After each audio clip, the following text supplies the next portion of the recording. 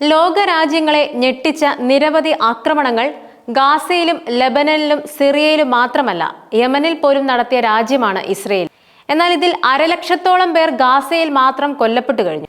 Israel ആക്രമണത്തിന് ഇരയായ മറ്റ് രാജ്യങ്ങളിലും ആയിരങ്ങൾ ഇതിനകം കൊല്ലപ്പെട്ടിട്ടുണ്ട്. എന്നാൽ ഇപ്പോൾ ഗാസ പിടിച്ചെടുക്കാനുള്ള സൈനിക നീക്കവുമായാണ് ഇസ്രയേൽ മുന്നോട്ട് പോയിക്കൊണ്ടിരിക്കുന്നത്.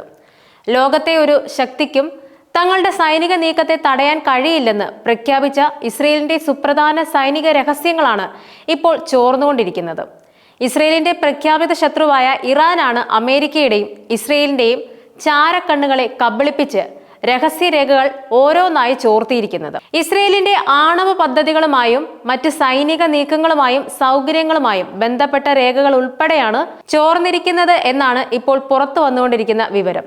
ഇസ്രയേലിന്റെ നിരവധി സെൻസിറ്റീവ് രേഖകൾ ഇറാന്റെ രഹസ്യാന്വേഷണ ഏജൻസികൾക്ക് ലഭിച്ചിട്ടുണ്ടെന്ന കാര്യം ഇറാന്റെ സ്റ്റേറ്റ് മീഡിയ തന്നെയാണ് ഔദ്യോഗികമായി സ്ഥിരീകരിച്ചിരിക്കുന്നത്.